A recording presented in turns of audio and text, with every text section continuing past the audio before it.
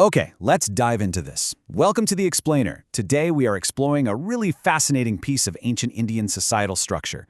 We're going to look at how one incredibly powerful king found a highly surprising legal loophole to solve a, well, massive cosmic problem. It's a tale that perfectly demonstrates how ancient legal and religious frameworks were actually surprisingly flexible, especially when the stakes were literally life, death, and the afterlife. I am sonless. In affliction I speak unto you. That is King Pandu, and we're jumping right into the middle of his absolute agony here. Now, you might be thinking this is just a personal sadness over not having kids. But no, for King Pandu, this is a high-stakes, soul-crushing dilemma that literally threatens his entire afterlife. To understand why he's so intensely freaked out by this, we really need to look at the exact situation he's stuck in. Section 1. Denied at Heaven's Gate. So, picture this scene. King Pandu is this powerful monarch who has totally devoted himself to asceticism. I mean, he's conquered his passions, subdued his vanity, and built up immense spiritual energy. And one day, the great holy men, the Rishis, are setting off on this massive expedition to the abode of Brahman, to heaven. Naturally, Pandu wants in. He gets his 2 royal wives ready to make the climb, but the holy men stop him dead in his tracks. Why? Because of a harsh physical reality. The path is incredibly treacherous, we're talking perpetual snow, terrain completely stripped of any plant or animal life. The upper heights of the mountain are reserved only for air, siddhas, and the great Rishis. Ordinary mortals, and especially his royal wives, just physically cannot cross it. So despite all of Pandu's incredible spiritual discipline, he is totally helpless here. But as Pandu soon reveals, this mountain, it's really only half the problem. Which brings us to Section 2, the 4 cosmic debts. According to the ancient wisdom Pandu cites, men are born into this world burdened with 4 specific cosmic obligations.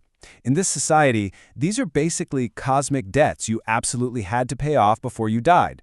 If you didn't, there'd be no regions of bliss for you in the afterlife. 0. So, what are they? First, you owe a debt to the gods, which you pay by performing sacrifices.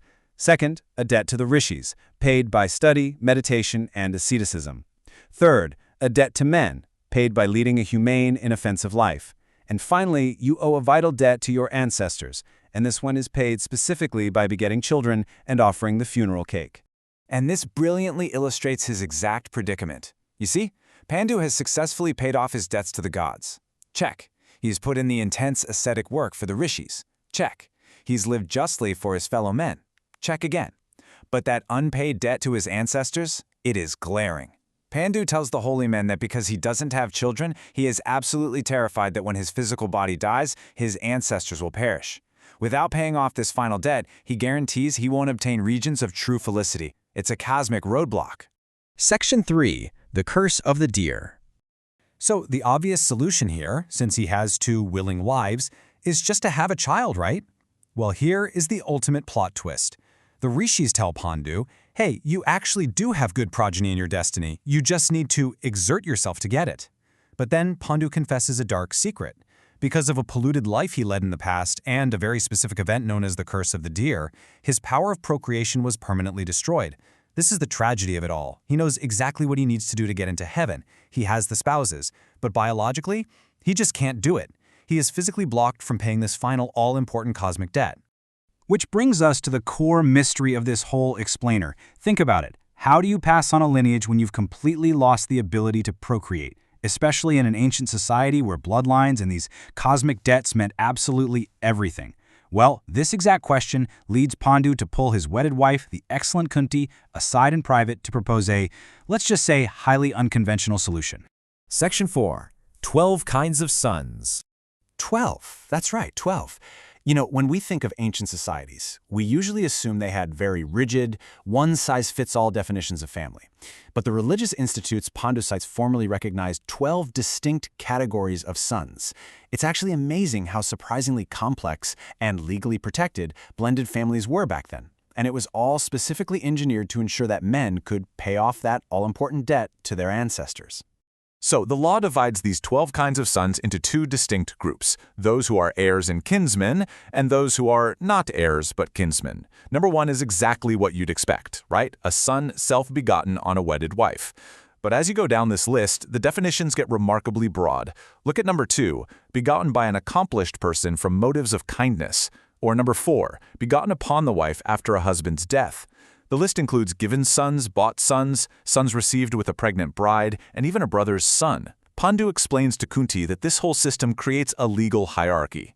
Basically, on the failure of offspring from a higher class, like number 1, the mother should desire offspring from the next available class down the list. It's essentially a massive legal workaround. To back this up, Pandu explicitly invokes the authority of the self-born Manu, who was this revered ancient lawgiver. Manu pointed out a very specific, fully sanctioned legal loophole. If a man fails to have legitimate offspring of his own, he is legally permitted to have offspring begotten upon his wife by others. Why? Simply because sons confer the highest religious merit, period. So utilizing this exact legal clause, Pandu commands Kunti to go and raise good offspring through someone who is either equal or superior to him in status. And that takes us to Section 5, an ancient surrogacy precedent. Now, commanding your wife to conceive a child with someone else is a massive request, even if you do have a legal loophole to back you up.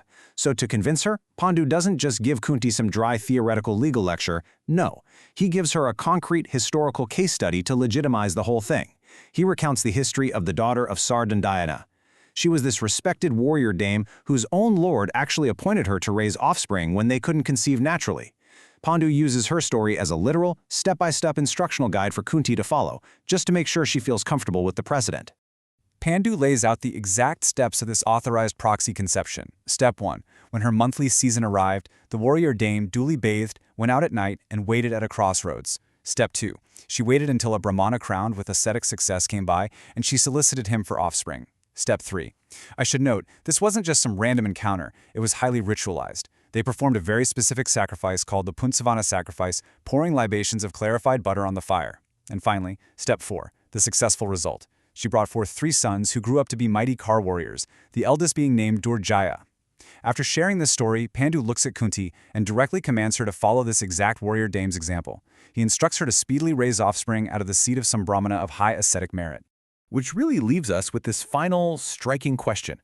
Would you command your spouse to have a child with a spiritually accomplished stranger just to save your soul? It is honestly staggering to realize the lengths ancient humans went to and the intricate loopholes they engineered just to balance their cosmic spreadsheets. It absolutely changes how we view ancient families and the sheer, extreme pragmatism of their laws.